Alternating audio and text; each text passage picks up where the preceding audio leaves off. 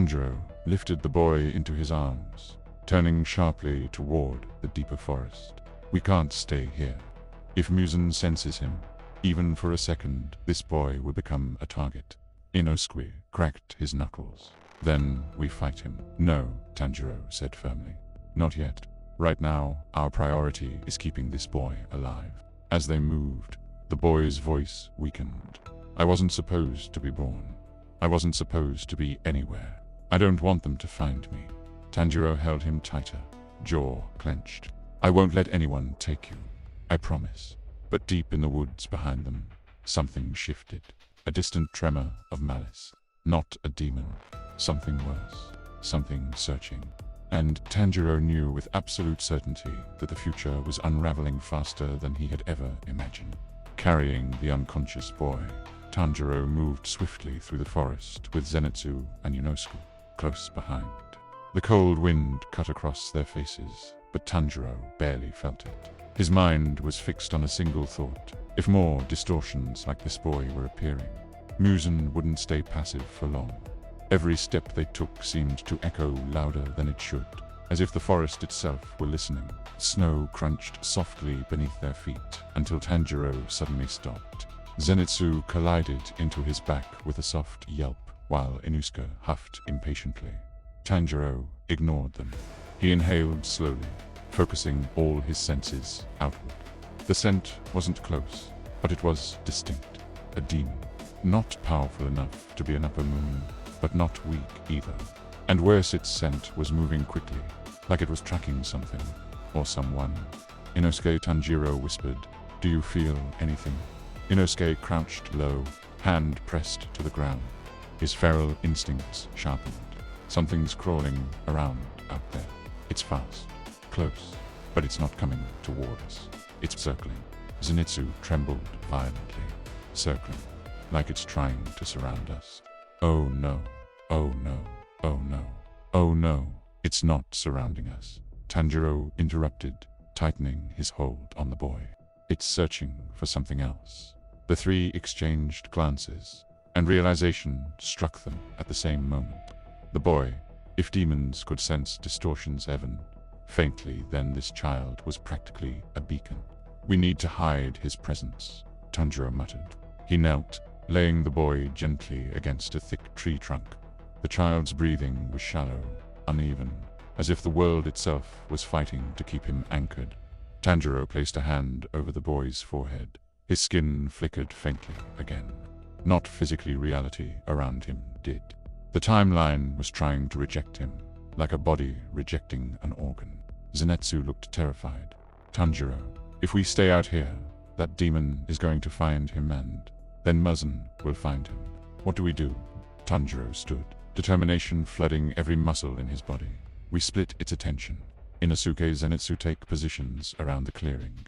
If the demon arrives, keep it away from the boy at all costs. Inosuke grinned with his usual reckless confidence. Finally, something to slice.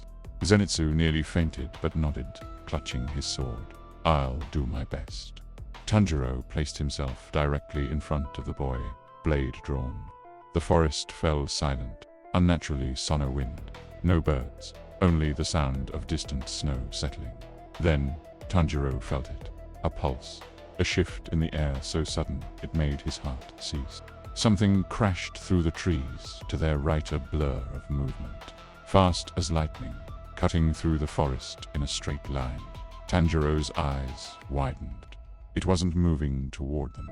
It was fleeing, and running from something far more terrifying than a demon slayer. Tanjiro sensed the second presence immediately.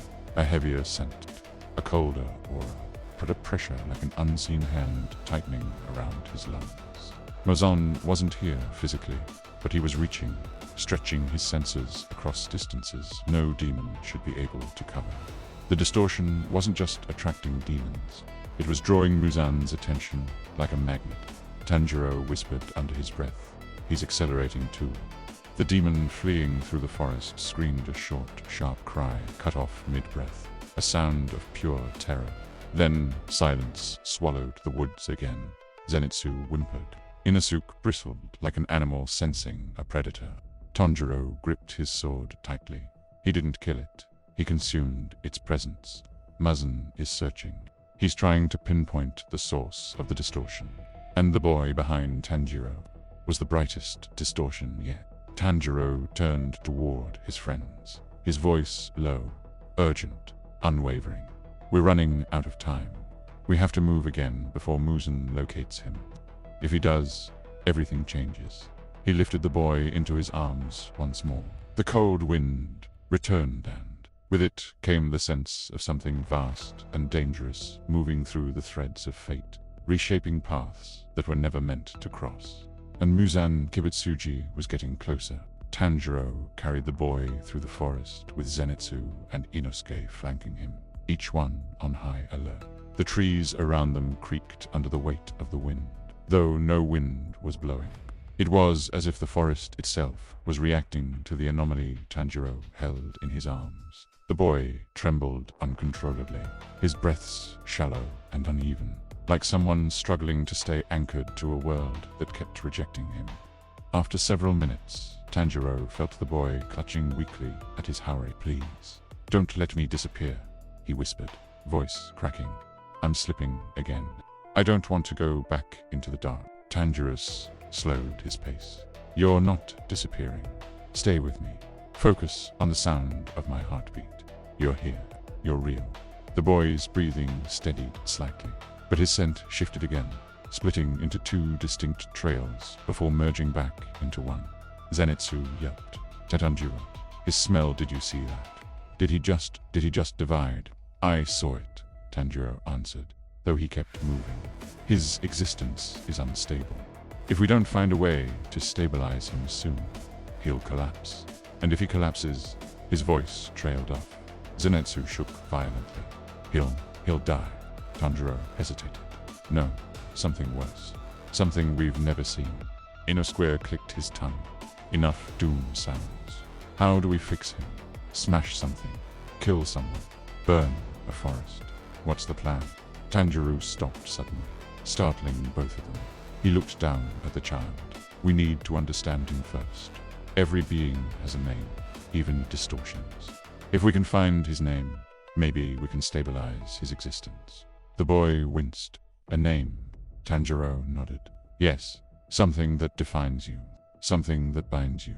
But the boy shook his head violently as tears rolled down his cheeks. "No, I can't. It hurts when I try. Like someone else had it before me. Like it wasn't meant for me." Tanjiro felt a cold tremor run through his chest. "Someone else." The boy's voice dropped to a whisper. "A boy like me, but not me. Alive in one place, dead in another, and missing in another. I don't know who I am. I don't know which one is supposed to be me." Zenitsu grabbed his head. "This is insanity. Tanjiro, the kid is literally split across timelines. How do you name that?" Tanjiro closed his eyes for a moment. "A name is more than an identity. It's a declaration. If we give him a name now, it might anchor the version in front of us. It might give him a path forward." But the boy suddenly shook his head harder. "No, I can't. I remember something. A voice calling me something. But every time I try to say it, my chest burns." "Try," Tanjiro urged softly. "Just try. Tell me what you remember." The air changed instantly. The forest darkened as though a shadow passed overhead. The boy's lips trembled. He opened his mouth, and then, in a voice that didn't sound like his own, he whispered, "K." The sound shattered. A force rippled outward like a shockwave, bending the trees and knocking Zenitsu to the ground. Inosuke braced himself with his blades. Tanjiro staggered but held the boy tight as the child convulsed violently in his arms. His eyes rolled back, glowing red and blue, the same unstable colors as the demon who had begged Tanjiro to end his life. "Stop!" Tanjiro shouted. "Don't force it. You're hurting yourself." The boy gasped and choked. The name caught in his throat like a blade. And then he screamed an agonizing, echoing cry that didn't belong to a human child. The forest trembled. The snow cracked. When the scream finally died, the boy went limp, breathing weakly. Tanjiro knelt, holding him close. "It's all right. It's all right. You're safe," the boy whispered, barely conscious. That name wasn't mine. It belonged to someone else. Someone who should have lived. Someone who didn't. Because of the changes. Tanjiro froze completely. Zenitsu looked terrified. Inosuke finally stopped moving. Tanjiro swallowed hard. "Then who are you?" The boy's eyes opened just a sliver, and for the first time, his voice was calm, not in peace, but in resignation. "I am the shadow of a life erased. A fragment that shouldn't exist." He breathed shallowly. "And the one whose name I tried to say is coming." Tanjiro felt every muscle in his body tighten. "Coming? Who?" The boy closed his eyes. "The one who lost everything when you returned. The one who became nothing so you could exist twice." The snow around them stilled. The world held its breath. And in a whisper that chilled Tanjiro to the bone, the boy finished. "He's looking for me. And when he finds me, he'll find you." Tanjiro tightened his arms around the boy as they moved, the forest blurring past them in a white rush, while Muzan's presence hung like a threat at the edges of the world. Sabito kept pace beside them, blade sheathed but ready, every muscle line taut with a kind of focus Tanjiro had only ever seen in true warriors. And Kanao shadowed silently behind, her coin flicking in the light as if measuring fate with each turn. They did not speak. Words would slow them and give Muzan more time to zero in. The boy clung to Tanjiro's kimono with shaking fingers, slipping in and out of those strange, flickering states that made Tanjiro's skin crawl. And every time the rupture shimmered, he felt as though the entire world threatened to tear with it. "We have to reach Urokodaki," Sabito finally said, voice low. "He can hide people and test what you've become. Heal. No, if the boy can be stabilized." Tanjiro nodded, without looking away from the dark tree line. Mount Sajiri rose ahead, like an old promise, and the idea of the Tengu-masked master waiting there steadied him in a way nothing else could. They moved faster, slaloming between trunks and leaping over icy roots. Inusuke's footsteps suddenly crashed through the snow as he appeared from a side ridge, wild, and grinning and carrying an impromptu spear, having tracked them down with a sort of feral joy that made Tanjiro both grateful and anxious. Zenitsu stumbled in, breathless and pale, but his eyes were sharp beneath the fear. He kept glancing back as if expecting Muzan to fall from the sky at any moment. The forest seemed to bend around their urgency. Birds fell silent. The wind held its breath, and even the snow's whispers softened. Twice they felt a presence sweep past them like a shadowless hand, and each time Tanjiro tightened his grip on the boy until his knuckles ached. "He's close," Kanao murmured at last, the coin hanging from her fingers like a quiet warning. "Muzan is narrowing the search pattern. He's skimming the edges of the veil rather than diving in." The words made the air colder. They reached a narrow mountain trail where the slope cut the world into cliffs and pine, and here Sabito slowed them down deliberately, forcing them into tighter ranks. "Listen," he said. "If Muzan finds us on an open slope, we lose cover and we become predictable. He'll pick a place where the boy can't vanish between trees." Tanjiro understood immediately. Muzan's reach might be terrifying, but he was methodical. They needed to be unpredictable.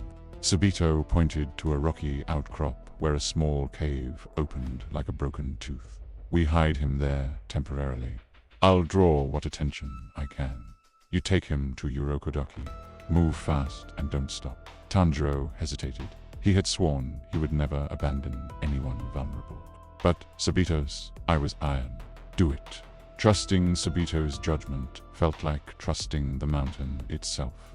So Tanjiro slid the boy gently into the cave's shadow, while Sabito melted into the trees like a dark current. Tanjiro ran Sabito's plan, a single steady drumbeat in his mind. The trail up to empty Sajiri chewed at his legs and lungs. But the thought of the boy, the fracture, Muzan's scent burning in the back of his mind, kept him moving until the familiar carved markers of Urokodaki's domain appeared. He pounded on the wooden platform of the old house until the masked master opened with that same evaluating gaze that seemed to look through the body.